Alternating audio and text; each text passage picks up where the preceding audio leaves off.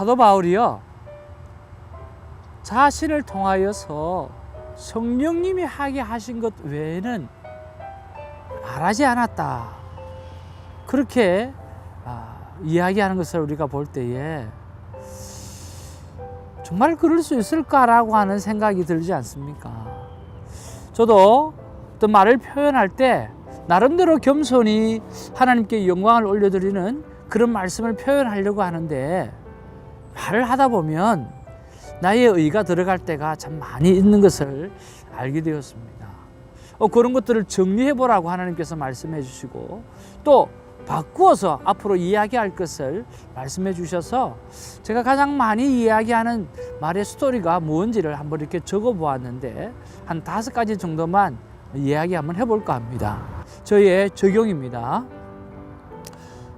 이게 또 자랑이 될지는 모르겠는데 고치기 위해서 하는 이야기니까 여러분 이해해서 들으시길 바랍니다. 저는 20대에 전도사 시절에 3,200석이 되는 부산 KBS홀을 음악회를 준비하면서 다 채운 그런 기록이 있습니다. 저는 전도사 시절에 80에서 한 100여 명 밖에 되지 않는 그런 교회에서 제가 총대를 메고 일을 하면서 예수 초청 큰 잔치를 했는데, 그때 아무도 기대하지 못했던 500명 이상이 초청되어 오는 그런 일들을 제가 총대를 메고 한 적이 있습니다.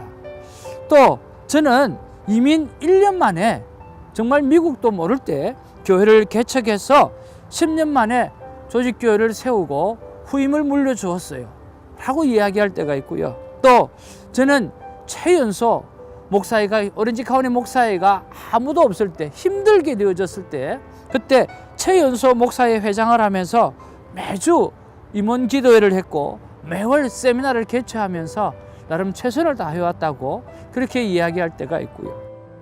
또 하나는 제가 큐티책을 자비랑으로 5년 동안 이렇게 작은 교회를 섬기는 그런 이야기를 심심찮게 이야기를 많이 하고 있더라고요. 이런 것들 속에 나의 의가 들어있다는 생각을 하게 된 거죠. 어떻게 말을 바꾸었으면 참 좋을까라고 생각했을 때 이렇게 말을 바꿔야 되겠다는 생각을 했습니다. 성령님께서 정말 연약한 저에게, 아무것도 할 수 없는 저에게 능력의 종을 붙여주셔서 이런 저런 일을 제가 할 수 있어서 정말 하나님께 감사하고, 그리고 나의 동력자들에게 참 감사합니다 라고 제가 말을 바꿔야 되겠다라는 생각을 하게 된 거죠. 보이지 않게 하나님께 영광을 드러낸다고 하면서 내 의가 드러났던 부분들, 그런 것들을 점검해보고 또 고쳐야 될 말의 단어를 생각해보면서 오늘 하루를 보내었을 때 내 안에 참 부족한 것들을 깨달을 수가 있었어요. 사랑하는 시청자 여러분, 이렇게 사람은 성령님이 인도하시는 대로 고쳐지고 성숙해 가는 것 아닌가 하는 생각을 해봅니다. 누구나 다 시간이 필요하겠죠. 여러분, 조금씩 한 발자국 한 발자국 천국 백성으로 만들어져가는 귀한 큐티를 하게 되기를 주님의 이름으로 축복합니다. 감사합니다. 여러분, 여러분의 삶 가운데 여러분에게 경제적으로 도움을 주셨던 그런 하나님의 기적들을 체험해 보신 적이 있는지요? 저는 참 많은 부분에서 그런 경험을 하면서 하나님이 살아계신 것을 제가 깨닫곤 합니다. 저는 1996년도에 미국에 왔습니다. 와서 제가 아주 존경했던 우리 음악과 교수님이 한 분 계셨는데, 그분은 너무 순수하고 너무 깨끗하고 그래서 너무 존경하는 귀한 분이셨어요. 그분이 어느 날 강단에 서시면서 눈물을 흘리시면서 저희 학우들에게 이런 말씀을 하시는 거예요. 저희 딸이 곧 하나님께 가게 될 것 같다고, 그 아이가 백혈병으로 하나님을 맞이할 준비를 하고 있는데 여러분 잘 맞이할 수 있도록 기도해 달라고 그렇게 말씀하시는 거예요. 얼마나 놀랐는지 몰라요. 그때 제가 손을 바짝 들고, 교수님, 제가 한 말씀 드리고 싶습니다. 교수님은 그 딸이 살기를 원하십니까? 아니면 정말 좋게 주님을 맞이하기를 원하십니까? 그랬더니 교수님이 하시는 말씀이 살기를 원하지요. 당연하지요. 그런데 왜 이미 아직도 살아있는 딸에게 그렇게 주님 잘 맞이할 수 있도록 기도해달라고 저에게 부탁하십니까? 기도 제목을 좀 바꿔서 기도하면 어떨까요? 그러면서 전 하구에게 기도 제목을 바꾸기를 원했습니다. 하나님, 우리의 소원은 그 딸이 사는 것입니다. 하나님, 살아나서 하나님 앞에 더 많은 영광 돌리는 귀한 딸이 되게 해달라고. 우리가 그렇게 우리의 소원, 세상은 의술은 가망이 없다고 하지만 우리의 소원은 살아나기를 원하는 것이지 않습니까? 그래서 우리 그렇게 기도하자고, 그렇게 우리가 기도 제목을 바꾸고 정말 뜨겁게 기도했습니다.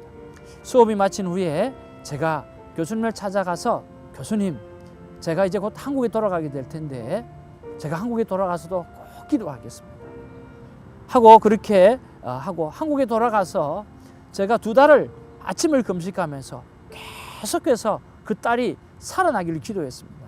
그런데 어떤 일이 일어난 줄 아세요? 어느 날 전화가 왔어요. 교수님이 전화했어요. 전도사님, 딸이 살았어요. 그 병동에서 같은 병으로 7명이 죽어나갔는데 제 딸이 살았어요. 전도사님 감사하다고, 이제 기도를 멈추셔도 된다고. 할렐루야! 얼마나 감사한지요. 너무너무 감사했어요. 너무너무 감사했어요. 그리고요, 2년이 지나서 1998년도에 저는 미국으로 다시 가족을 데리고 들어왔습니다.